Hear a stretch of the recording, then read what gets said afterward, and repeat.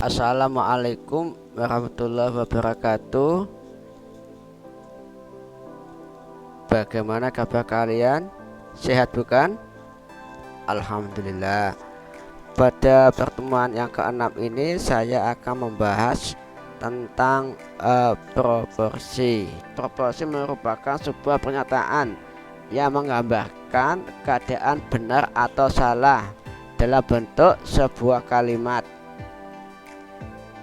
di mana proporsi ini biasanya digunakan dalam analisis logika, di mana keadaan dan peristiwa secara umum melibatkan seseorang atau orang yang ditunjuk dalam kalimat.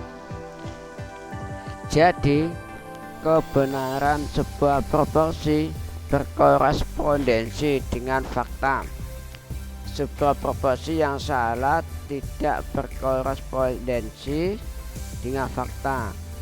Ada 4 unsur proporsi, antara lain 2 unsur merupakan materi pokok proporsi, sedangkan 2 unsur lain sebagai hal yang menyertainya. 4 unsur yang dimaksud adalah subjek, predikat, kopula, dan kuantor. Yang kedua, kalimat-kalimat proposisi. Kebenaran suatu kalimat harus sesuai dengan fakta. Ada 4 elemen, yaitu 2 elemen subjek kalimat dan 2 elemen berfungsi sebagai objek yang menyertainya. Keempat elemen tersebut yaitu konsep sebagai subjek, konsep sebagai predikat, kopula, dan kuantifier. Jadi kalimat proposisi merupakan sebuah pernyataan yang melukiskan beberapa keadaan dan biasanya tidak selalu benar atau salah dalam bentuk kalimat. Yang 3, proposisi majemuk. Proposisi majemuk menjelaskan kemajemukan proposisi atau anteseden dan konsekuen yang dipadukan. Anteseden sering disebut dengan premis dan konsekuen disebut dengan kesimpulan. Seperti ini ya, maksud dari anteseden ini kan ada anteseden maksudnya. Nah, ini ada, kemudian di sini konsekuen, ini konsekuen atau yang disebut dari kesimpulan dari anteseden ini. Coba kalian perhatikan contoh proporsi majemuk di bawah ini. Ada 2 contoh ya. Perhatikan majemuk itu ada 4 ya, ada 4 itu ya. Contoh A, bayam merupakan tanaman sayuran sekaligus obat alami penurun darah tinggi. Yang dijadikan subjek adalah bayam.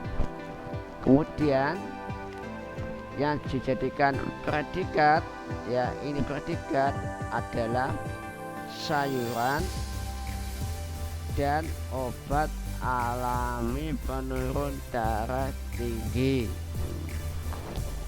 Paham ya anak-anak ini ya? Oke, jika paham, selanjutnya yang kedua, anteseden.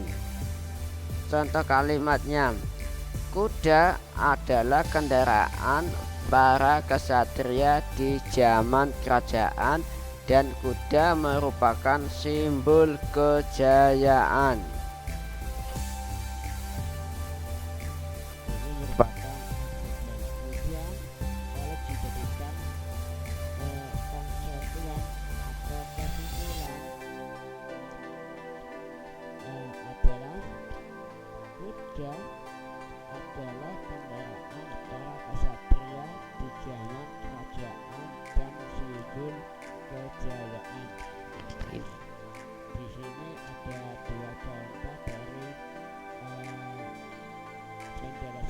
proporsi majemuk.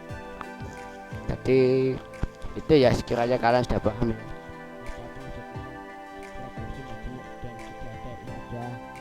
Contoh-contohnya. Selanjutnya yang B, negasi atau lingkaran, konjungsi, disjungsi, dan implikasi. Oke, di sini sering kita lihat ya, ada beberapa yang kalimat yang perlu disusun menjadi satu yang lebih panjang. Misalnya kalimat 100 adalah bilangan genap dan 99 adalah bilangan ganjil, merupakan gabungan dari dua buah kalimat 2 buah kalimat.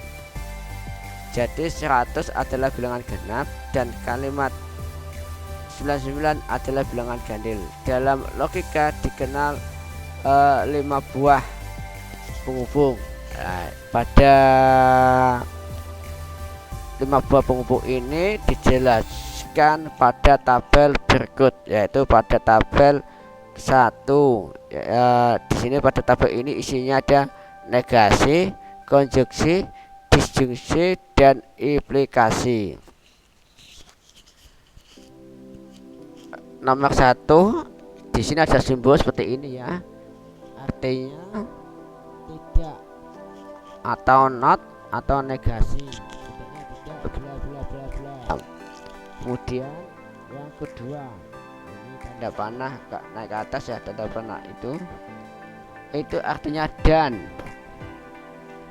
atau and atau konjungsi, bentuknya titik-titik dan titik-titik.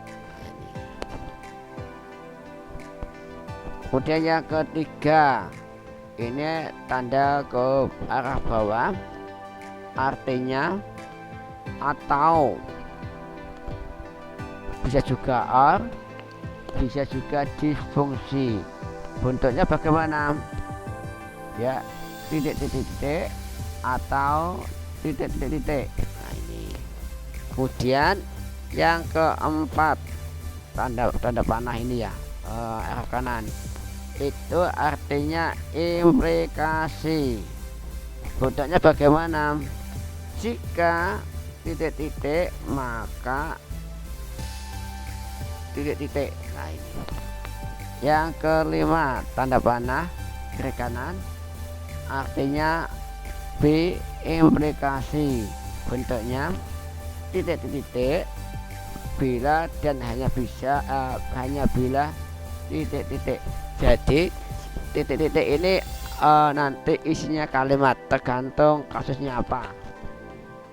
Cuman kalau ini kan ada simbol seperti ini satu ya, itu artinya tidak, nanti bentuknya tidak. Lah setelah tidak ini, yang titik-titik ini adalah sebuah kalimat nanti. Oke, paham? Di sini pada negasi ya, di sini ada tabel yang saya ceritakan tadi. Kemudian yang pertama ya, apa itu negasi atau ingkaran? Di mana negasi atau ingkaran adalah suatu pernyataan yang bernilai benar jika pernyataan semula bernilai salah, atau bisa juga sebaliknya. Paham maksudnya ya? Oke, apabila sebuah kalimat pernyataan bernilai benar, maka setelah dinegasikan kalimat itu akan bernilai salah. Atau sebaliknya, apabila sebuah kalimat pernyataan tadi nilainya salah, maka setelah negasikan maka menjadi benar. Jadi ada apa itu lawan katanya. Di sini ada sebuah kasus contoh ya. Misalnya, tidak semua orang kaya dapat merasakan kenikmatan hidup. Kalian harap paham kalimat itu ya, bernilai benar ya. Apabila kalimat tersebut bisa menjadi semua orang kaya dapat merasakan kenikmatan hidup, maka nilai dari kebenarannya adalah salah, karena kenikmat itu tidak berasal dari kenyataan semata. Oke. Nah, di sini ada dua contoh kalimat. Nah, ini ada dua contoh kalimat yang coba kalian perhatikan contoh kalimat negasi atau inyarat di bawah ini. Ikan hanya hidup di air, benar kan? Betul. Setelah dinegasi ikan bisa hidup di darat, berarti itu salah. Berarti ini ada kebalikannya, ada lawan kata. Contoh yang kedua, monyet pandai memanjat pohon. Betul. Setelah dinegasi, monyet pandai menanam pohon. Jelas salah ini. Kan monyet tidak punya akal. Mungkin dari penjelasan negasi atau ingkaran kalian sudah paham kan? Oh, paham ya. Nah, ini kan sudah ada contohnya ini. Sudah jelas sekali ya ini. Oke. Paham? Cukup sampai di sini dulu materi ya. Jangan lupa jaga kesehatan, khususnya prokes kesehatan ya, selama masa pandemi ini. Sekian, terima kasih. Assalamualaikum warahmatullahi wabarakatuh.